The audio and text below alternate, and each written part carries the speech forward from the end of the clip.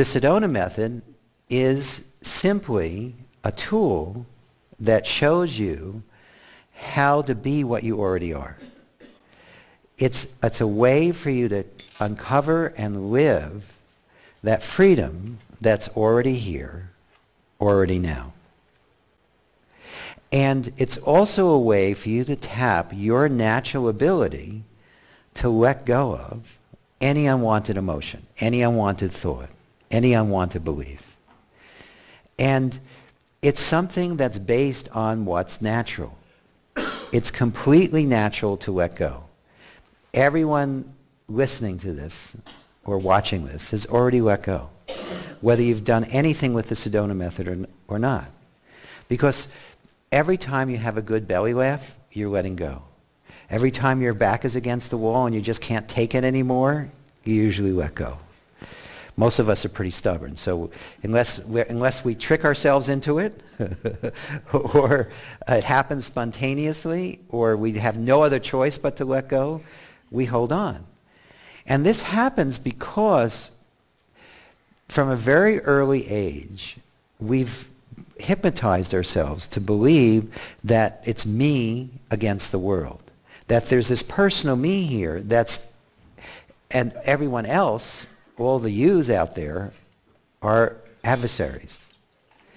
And we also believe that this personal me that we are has a say in the way life is. And what we're constantly doing is resisting or fighting against the way it actually is, because it's not the way you planned it. As we mature into adulthood, our plans often don't go, seem to go less and less with what's actually happening now. Because we have more expectations, more beliefs about the way it should be or shouldn't be. We have more beliefs about who we are as a person. And these beliefs are all learned. And they can be unlearned. They can be unlearned by simply letting go, which is what the Sedona method is all about. And then part of the Sedona method is also unlearning this basic belief of a separate individual. And we'll talk more about that in a minute, or in a few minutes. And so basically, feelings or emotions are just that. They're just feelings and emotions. They're not you, and they're not facts, and you can let them go. Now, sometimes that can feel revolutionary. Just that one thing is revolutionary, because if you think about how most of us live our lives, we live our lives as though we are our feelings. We are our beliefs. And we certainly live as though they're true. Except think about your experience. Have you ever been absolutely certain that someone deserves your anger, for instance, only to discover that they didn't do what you thought they did?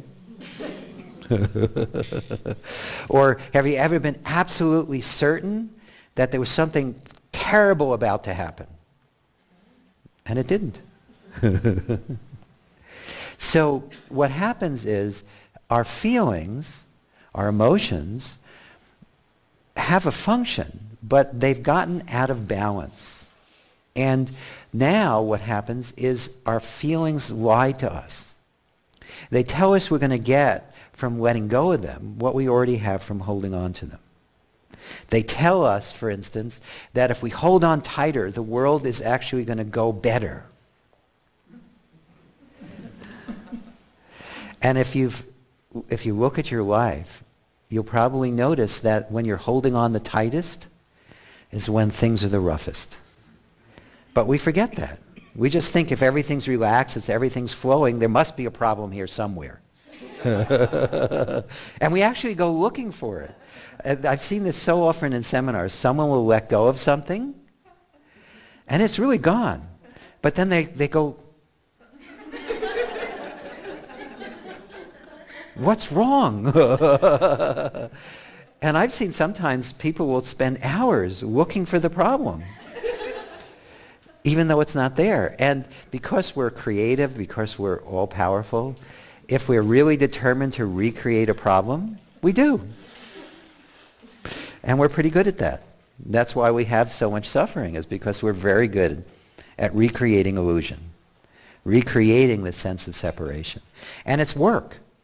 The reason we're tired at the end of the day, the reason that we struggle with life is because it takes a lot of effort to recreate this illusion of being separate. It takes a lot of effort to keep all this energy that's naturally just flowing through awareness that we call emotion under wraps. Most of us are living life like this, and we wonder why we struggle. I'm going to step back. So this is how most of us live life.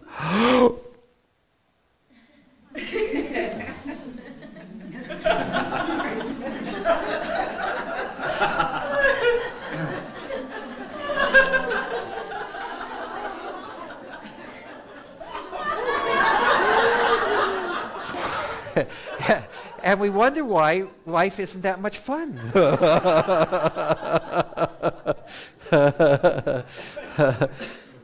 But life doesn't need to be that way. And when you're holding on like that, does life stop? Does life care? No, it just runs right over you. So the beauty of the Sedona method is it's based on what's natural. Life is in constant change. What we experience in life is changing all the time. And what we're doing all the time, instead of just allowing that natural flow of energy, of emotion, of thought, of feeling, of experiencing, it's all happening naturally. Where are all the thoughts and feelings and beliefs, everything you had yesterday? It's gone. It left all by itself. But most of us are trying to create a sense of permanence in something that's constantly changing. And it's based on this inner memory of the fact that what we are at our core is changeless. But life itself is a constant flow. It's changing always. That every moment is a new moment. And so what happens as you let go, as you rediscover the truth of who you are, everything gets easier. Everything gets more fun. And even occasionally, all those goals and aspirations that you have start to happen because you're getting yourself out of the way. Now, it may be that as you let go and you change your consciousness, that you're able to hold in mind a more positive outcome, and that's what happens. Or what may be happening is you're simply, as you let go and recognize the truth of who you are, you're just simply more wanting what's going to happen anyway. And either way, the experience inside is a lot less tumultuous. It's a lot more enjoyable. You're in harmony with what's actually here now. And that harmony is what's natural. Now, if you look around in your life and you look around it in the world, it doesn't seem like that's the way that what seems to be natural is turmoil. But actually, it's just because we've all gotten out of balance. And we have this universal or almost universal mass belief that life has to be a struggle, that life has to be an effort, that we have to be in conflict with everyone and everything else. And the beauty of the Sedona method is it's a way to cut through that. So you don't have to be lost in that anymore. And it's a way you can do that quickly and easily and effortlessly and joyously and in a way that's also a lot of fun. So if you're really wanting the effort, you really probably shouldn't do the Sedona method. Because it's going to undo the effort that most of us struggle with all the time. And the core of the Sedona method is just simply letting go. That's also why it's the title of the film. And so what do I mean by letting go? I'll demonstrate. Everybody pick up a pen or a pencil, and I'll do the same thing.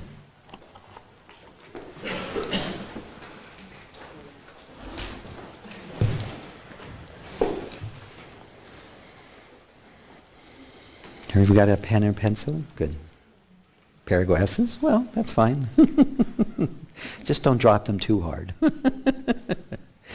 So For the sake of this analogy, this pen that I'm holding or that you're holding represents your unwanted emotions and also your beliefs about yourself. All those things that are holding you back. And your hand represents your gut or your awareness.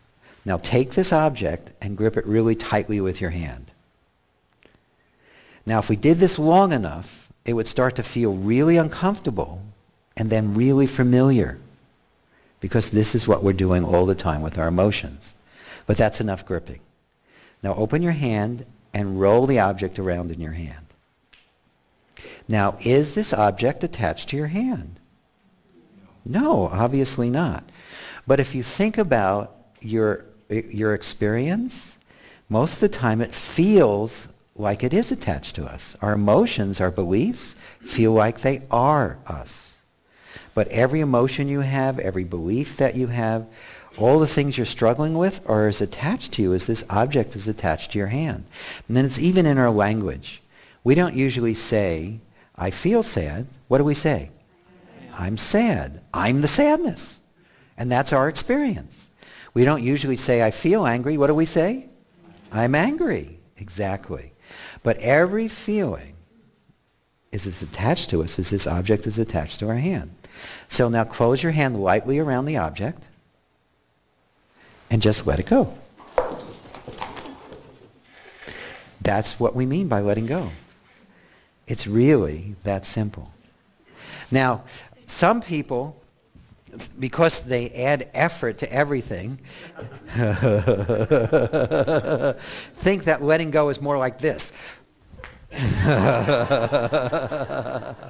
And yes, there's some letting go there too. But the pen still ended up on the floor either way. Maybe it ended up on the floor a little faster if you efforted at it. But you don't need to do that to let go. So if you find yourself as you're letting go trying to force the release to happen, no, that's not required. It's going to hit the floor anyway. So there are actually 5 different ways of letting go.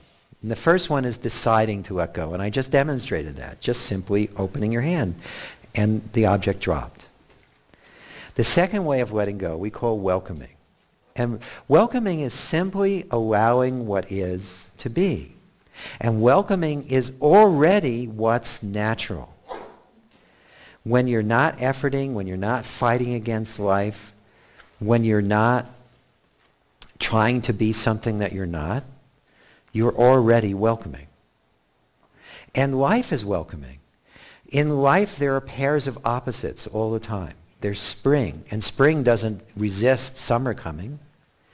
The high tide doesn't resist the low tide. Things are constantly changing. It's only us as human beings who say, hey, I prefer high tide, and I really don't like low tide. So when the tide does what it does, we struggle. We're out there pushing against the ocean. That's how a lot of us live our lives.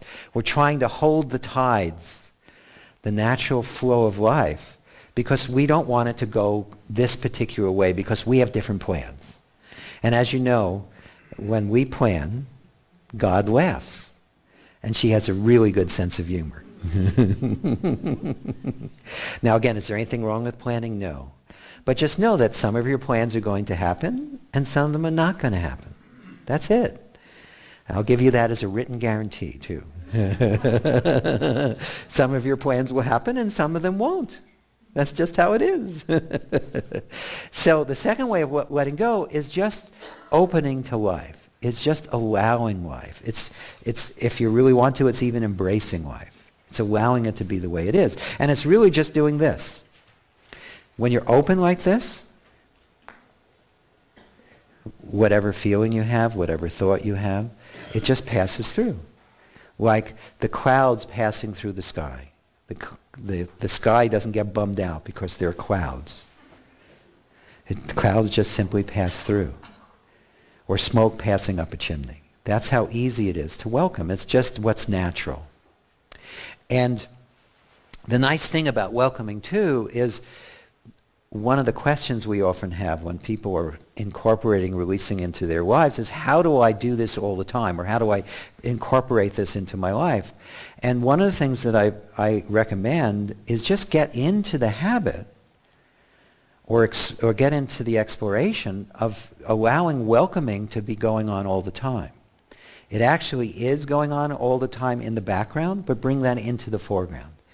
The more you allow life to just be as it is, the more open you are, the more everything just flows. And that's something you can do in the middle of a conversation, driving your car, talking to your husband or wife, sitting at the computer. No matter what you're doing, you can be allowing what is to be. You can be welcoming. So it's a way that you can incorporate releasing into every part of your life very quickly and easily. So the third way of letting go is going back to this pen again. If you magnify this pen enough, or any object for that matter, physics has discovered that it's mostly empty space. And the same thing is true by all those feelings, even the ones inside of you that appear the densest, the darkest, the most awful. They're emptiness. And I don't want you to take my word for it. In fact, please don't take a word, please don't believe anything I say. Not a word. What I recommend you do is to simply take whatever you hear for checking. If it resonates with you, if it makes sense to you, if it's something that's helpful to you, then use it. If it's not, forget about it. You don't have to believe anything. But science believes that all objects are mostly empty space. And in my experience, the same thing is true about our emotions. So if you dive into the core of any emotion, what you discover is emptiness. What you discover is nothing. To quote Shakespeare, it's much ado about nothing, which is really good news. And the first time I ever did this, this was, I think, sometime around 95 or 96. And I was working with someone on some grief that she had had for like 10 years after she had a deep disappointment with another seminar organization. And it just occurred to me spontaneously to ask her to dive into it. That just seemed what's appropriate. When I inherited the Sedona method from Lester, there was only one way of letting go, the very first one we talked about. And all these other ones have evolved just from what seemed appropriate at the moment to help the person in front of me. And when Lester gave me the Sedona method, which I fought furiously, I didn't think I deserved it, and I didn't think it should be given to a person. It should have been given to an organization and all this other kind of stuff. He said to me, look, there's what I'm giving you, you're going to evolve. It's going to change. And I didn't believe that either. But he was right. But anyway, so this woman needed something else besides the regular tools. So I said, well, let's see what happens if you just dive into the core of the feeling. So we did that for just a couple of moments. Took 3 minutes, maybe 2 minutes. And what happened is she kept diving in, and she went, now when you do diving in sometimes, it might seem temporary, like the feeling intensifies, but that's very temporary. It's just you're feeling what was there all along, you just were ignoring it. But if you keep going deeper, you go deeper than the sensations, the pictures, the sounds, and what happens is something opens up inside, and you discover that it's just empty, that it's not as solid as it appears. And what she told me afterwards is that she had been avoiding the grief for 10 years because it felt like an ocean of grief. It felt so large that she thought she'd be overwhelmed if she even touched it. And she said what happened is when she dove into it, she discovered it was an ocean of love. And you all have that same opportunity to make those same experiential discoveries by diving into the core of feelings. And the fourth way of letting go is something we call holistic releasing. And it's based on how we perceive life. Now, the mind breaks things into right and wrong, and good and bad, and here and there, and now and then, and all sorts of other conceptual breakpoints. Now, some of them are useful. Obviously, if I say, come here, you need to know that I don't mean come there. Or if we're talking about being inside this room as opposed to outside this room, those are useful distinctions. But what's happened is the mind is so the mind is so good at creating this illusion of separation, actually it's a full-time job for the mind, that because it needs to be. If you don't constantly reinforce that illusion, you start to see through it. So the mind is very vigilant to try to prevent you from seeing that it doesn't really help you in the ways that you think it does. So what happens is the mind says that this is good and this is bad. This is right and this is wrong. And we try to do this. We try to separate what we believe is good over here and what's bad over here, and we try to keep them apart from each other. And again, through just simply working with someone, I discovered that when you welcome both sides of these polarities that tear us apart inside, when you bring them together, it's like bringing matter and antimatter, or positive and negative charge. You bring them together, and they dissolve each other. And so that's holistic releasing. And then the fifth way of letting go is it's a little more than just a technique. Now there are techniques that we use, there are things that we do with the fifth way of letting go that appear to be technique, but in my experience it's more of an exploration than a technique. And basically the fifth way of letting go is, and by the way, I don't know how to describe that using the pen. It's kind of like, what pen?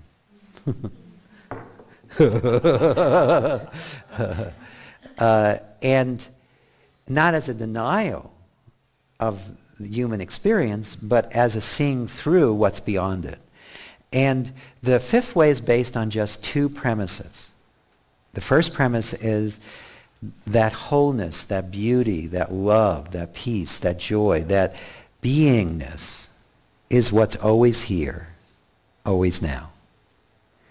And the other premise is that the sense of me, this sense of separation, this me that's separate from you, is an illusion. It's a learned behavior. We didn't come in with it. No one in this room was born with their name tattooed across their chest. Maybe if you were born in a hospital, you got a name bracelet so that the babies didn't get confused.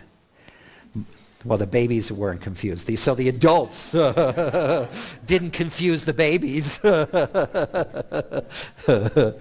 And we live, when we first come in as babies, the reason that most people are so enamored with very young children, especially before they are 2, is because they're just living awareness. They don't see any sense of separation. It takes us 2 or 2.5 years as adults to convince them they're separate. And it's a process kind of like this. If I was Alberto's dad, it would be Daddy Alberto, Daddy Alberto, Daddy Alberto, Daddy Alberto. And pretty soon, Alberto thinks he's an Alberto, or a Martin, or a Shane, or a Connie, or an Eve, whatever you're called. And it's just a learned behavior. That's why it takes 2 or 2.5 years. Otherwise, you refer to the baby once by its name, and it'll go, oh, I must be a Carol, if that was the baby's name. But it takes, because it's an illusion, because it's a learned behavior, it takes 2 years of repetition, constant repetition. And